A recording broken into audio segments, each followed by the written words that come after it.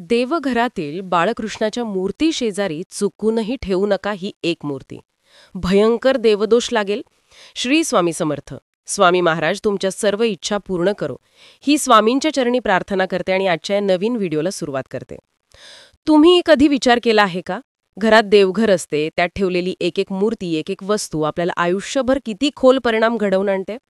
आपण रोज देवांची पूजा करतो, आरती म्हणतो, नैवेद्य देवांना दाखवतो, पण तरी लक्ष्मी येत नाही, सुखशांती येत नाही. सतत वाद, आजारपण, पैशांची कमतरता, मानसिक त्रास. असं का होतं? तर उत्तर खूप गूढ आहे. कारण आपल्या नकळत आपण देवघरात एक अशी मूर्ती ठेवतो जी ठेवायचीच नाहीये. हो, बाळकृष्णाच्या शेजारी ठेवलेली चुकीची मूर्ती आपल्या आयुष्यात भयंकर देवदोष आणते. आणि देवदोष एकदा लागला तर त्यात सुख, शांती, आरोग्य, पैसा काहीच आपल्या घरामध्ये टिकत नाही. आजच्या व्हिडिओमध्ये आपण जाणून घेणार आहोत, देवघरात बाळकृष्णाच्या मूर्ती शेजारी कोणती मूर्ती ठेवू नये, कोणती ठेवावेत, तिचा परिणाम काय होतो, आणि जर चुकून ठेवली असेल तर देवदोष कसा दूर करावा. त्याचबरोबर या व्हिडिओ तुम्ही शेवटपर्यंत नक्की पहा. चॅनलवरती नवीन असाल तर सबस्क्राईब करा आणि शेजारील बेल आयकॉनलाही प्रेस करा, म्हणजे माझ्या सर्व नवीन व्हिडिओचं नोटिफिकेशन तुम्हाला मिळेल आणि तुम्ही एक पण व्हिडिओ मिस करणार नाही. त्याचबरोबर कमेंटमध्ये श्री स्वामी समर्थ लिहायला अजिबात विसरू नका, कारण यातच सांगितलेले रहस्य तुमचे जीवन बदलून टाकतील. पण व्हिडिओ नक्की शेवटपर्यंत पाहत राहा. देवघराचे महत्त्व. देवघर म्हणजे घराचा आत्मा. देवघर फक्त पूजा करण्याची जागा नसते, तर घरातील सकारात्मक ऊर्जेचे केंद्र असतं. देवघर म्हणजे काय, तर घरातील आध्यात्मिक बॅटरी आहे, जिथे रोज मंत्रोच्चार, शंखनाद, घंटानाद, धूप, दीप, अगरबत्ती यामुळे दैवी ऊर्जा निर्माण होते. शास्त्र सांगते, यंत्र देवो तंत्र लाभा, म्हणजे जिथे देवांचा वास असतो तिथे संपत्ती, आरोग्य, आनंद हा आपोआप येतो. म्हणून देवघरात कोणते देव, कोणत्या मूर्ती कशा पद्धतीने ठेवायच्या याचे नियम आहेत. कारण चुकीची मूर्ती ठेवल्यास देवघराचे सात्विक रूप बाधित होते आणि तेथे निर्माण होणारी दैवी ऊर्जा नष्ट होते. बाळकृष्णाच्या मूर्तीची महिमा. भगवान श्रीकृष्ण म्हणजेच बाळकृष्ण हे विश्वाचे आधार आहेत.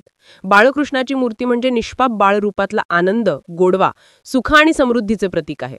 शास्त्र सांगते, या स्मरेत बाळकृष्णम नित्यम तस्य गृहे लक्ष्मी स्थिरा भवंती, म्हणजे जो भक्त रोज बाळकृष्णाचं स्मरण करतो त्याच्या घरात लक्ष्मी स्थिर होते. बाळकृष्णाच्या मूर्ती देवघरात पूजल्याने या गोष्टी घडतात. पहिलं, समृद्धीचा वर्षा होतो. ज्या घरात लाडक्या गोंडस बाळकृष्णाची मूर्ती असते तिथे पैशांची कमतरता कधीच भासत नाही. दुसरं, निरागसता आणि प्रेम. घरातील तणाव कमी होऊन आपुलकी वाढते. पण याच बाळकृष्णाच्या शेजारी जर चुकीची मूर्ती ठेवली तर बाळकृष्णाची कृपा कमी होते आणि घरात देवदोष निर्माण होतो. भयंकर चुका आपल्याकडनं या होत असतात. बाळकृष्णाची मूर्ती ठेवणं अत्यंत शुभ आहे, पण शास्त्र सांगते की त्यांच्या मूर्ती शेजारी चुकूनही काही वस्तू किंवा मूर्ती आहेत ज्या त्या ठेवू नये, कारण त्या मूर्तींमुळे कृष्णाची बाळरूपातील शक्ती बाधित होते. विशेष लक्षात घेण्याची गोष्ट म्हणजे बाळकृष्णाच्या शेजारी शिवलिंगाची मूर्ती ठेवू नये. का? कारण शास्त्र सांगते, कृष्ण हे बालरूपात आनंद, आनंद आणि आनंदाचे प्रतीक आहे, तर शिवलिंग हे संयम, विरक्ती आणि तांडव शक्तीचे प्रतीक आहे. ही दोन्ही शक्ती एकमेकांच्या विरोधी आहेत. बाळकृष्णाजवळ शिवलिंग ठेवले तर घरात विरोधी ऊर्जा निर्माण होते आणि त्यातून भयंकर देवदोष निर्माण होतो. देवदोष म्हणजे काय? तर देवदोष म्हणजे देवांची पूजा करूनही त्यांची कृपा न मिळणे, उलट अडचणी वाढणे. जेव्हा देवघरातील ऊर्जा बाधित होते तेव्हा देवदोष लागतो. देवदोष लागण्याची लक्षणे घरात सतत अशांती, किरकोळ गोष्टीवरनं भांडणं, आरोग्याची समस्या, वारंवार आजारपण, डॉक्टरांकडे फेऱ्या मारणे, पैशांचा उपयोग, पैसा येतो पण टिकत नाही, स्वप्नात विचित्र दृश्य दिसणे, काळोख, साप, रडणारी मुरे. ही मूर्ती शेजारी ठेवल्यास काय घडते? तर बाळकृष्णाच्या शेजारी जर शिवलिंग ठेवले तर काय घडतं? लक्ष्मीचा नाश होतो, लक्ष्मी स्थिर राहत नाही, पैशांचं नुकसान होते, कौटुंबिक वाद, नवरा बायकोत वाद, आई वडील आणि मुलांमध्ये दुरावा तयार होतो, मुलांचे अपयश, अभ्यासात लक्ष नाही, करिअरमध्ये अडथळे येतात, आरोग्यामध्ये बिघाड होतो, रक्तदाब, डोकेदुखी, अनिद्रा, मानसिक तणाव यासारख्या अनेक गोष्टींना आपल्याला सामोरे जावे लागते. भयानक स्वप्ने पडतात, कृष्णाची कृपा न मिळता वाईट स्वप्ने येणे, पूजेचा परिणाम कमी होतो, आरती, मंत्रोच्चार निष्फळ जाणे. देवदोषाची शास्त्रीय कारणे. धर्मग्रंथात उल्लेख आहे की कृष्ण म्हणजे लीला व आनंद. शिवलिंग म्हणजे तप, विरक्ती आणि तांडव शक्तीचे प्रतीक आहे. ही दोन्ही शक्ती एकमेकांच्या विरोधी आहेत, म्हणूनच त्यांना शेजारी ठेवले तर ऊर्जा संघर्ष होतो. वास्तुशास्त्र सांगते की विरोधी तत्वे शेजारी ठेवल्यास घरातील सात्विक ऊर्जा कमी होते. म्हणून लक्षात ठेवा, बाळकृष्णाच्या शेजारी शिवलिंगाची मूर्ती किंवा फोटो कधीही ठेवू नका, नाहीतर त्यातून निर्माण होणारा देवदोष तुमचं आयुष्य उद्ध्वस्त करू शकतो. चुकून ठेवलेली असेल तर काय करावे? तर आता प्रश्न असा येतो की जर कोणी कधीच बाळकृष्णाच्या शेजारी शिवलिंग ठेवले असेल तर काय करावं? काळजी करू नका, आपल्याला शास्त्र सांगते प्रत्येक चुकांना उपाय असतो. देव कधीच भक्ताला निराश करत नाहीत. उपाय: शिवलिंग वेगळ्या ठिकाणी स्थापित करावे. शिवलिंग घरातील वेगळ्या कोपऱ्यात, विशेषतः ईशान्य दिशेला ठेवावे. शिवलिंगासमोर थोडेसे पाणी, बिल्वपत्र अर्पण करा. बाळकृष्णाला स्नान घालावे. चूक सुधारण्यासाठी बाळकृष्णाच्या मूर्तीला दूध, गंगाजलाने स्नान घालावे. त्यानंतर पिवळे वस्त्र, तुळशी आणि माखनाचा नैवेद्य दाखवावा. क्षमा याचना आपल्याला मागायची आहे. हे गोपाळ, अज्ञानाने मी चूक केली, मला क्षमा करा, अशी प्रार्थना मनापासून करायची आहे. मंत्र जपाने देवदोष नष्ट होतो. शास्त्र सांगते की मंत्र म्हणजे ऊर्जा, तर मंत्रोच्चार शुद्ध भावनेने केला तर कोणतेही दोष नाहीसा होतो. देवदोष निवारणासाठी खास मंत्र कोणता आहे तर श्रीकृष्ण मंत्र, ओम नमो भगवते वासुदेवाय नमः.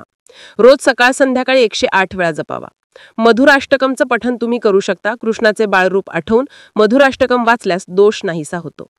पूजा विधी करत असताना दोष दूर करण्यासाठी काही विशेष पूजा केल्या जातात. तुळशी पूजा करा. बाळकृष्णाला तुळशीपत्र अर्पण करा. शास्त्र सांगते की तुळशी विना श्रीकृष्णाची पूजा अपूर्ण आहे. दररोज देवघरात कापूर, लवंग, गूळ घालून धूप करा. यामुळे सकारात्मक ऊर्जा जी आहे तर ती वाढते आणि नकारात्मक ऊर्जा नष्ट होते. बाळकृष्णाची कृपा परत मिळवण्यासाठी दोष निवारणानंतर बाळकृष्णाची कृपा प्रत्येकाला वाटतं की परत यावी. त्यासाठी जन्माष्टमी म्हणजेच कृष्ण जन्माष्टमीचा उपवास आणि जागरण केल्यास सर्व पापे नाहीशी होतात. श्रीकृष्ण लीला वाचन करा. भागवत गीता, विष्णुपुरातील कृष्णकथा वाचणे. अशा प्रकारे जर तुम्ही चुकून चुकीची मूर्ती ठेवली असेल तर ते उपाय करून दोष नाहीसा करता येतो. देव नेहमी क्षमा करतो. फक्त भावनांनी व श्रद्धेने त्यांची आठवण केली पाहिजे. बाळकृष्ण मूर्तीचे पौराणिक संदर्भ म्हणजे श्रीमद भागवत महापुराण 10वा स्कंद यामध्ये आपल्याला सांगण्यात आलेला आहे. श्रीकृष्णाचा जन्म, लीला, चरित्र आणि बाळकृष्णाची क्रीडा यांचा सविस्तर उल्लेख भागवतमध्ये आहे. भागवत म्हणतात, नंदगोपगृहे उद्धवंत नंद नंद मंदोत्तमम. नंदगोपाच्या घरी उदयाला आलेला हा गोड मुलगा म्हणजे ब्रह्मांडाचा आधार असलेला कृष्ण. ज्या घरात बाळकृष्णाचा वास असतो त्या घरात नंदबाईसारखा आनंद स्थिर राहतो. विष्णू पुराणामध्ये कृष्णाला विष्णूचा अंश मानलेला आहे. कृष्णस्तु भगवान स्वयं.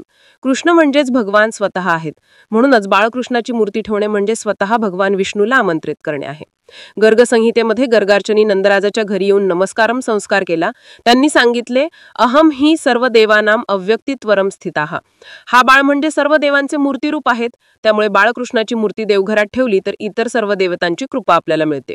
तर अशा पद्धतीने बाळकृष्णाच्या मूर्ती शेजारी चुकूनही ही एक मूर्ती जी आहे तर ती ठेवायची नाही, ते म्हणजे शिवलिंग. तर जर तुम्हाला हा व्हिडिओ आवडला असेल तर नक्की चॅनलला सबस्क्राईब करा. भेटूया पुढच्या एका छानशा नवीन व्हिडिओ सोबत, एका नवीन माहिती सोबत. तोपर्यंत सर्वांना श्री स्वामी समर्थ.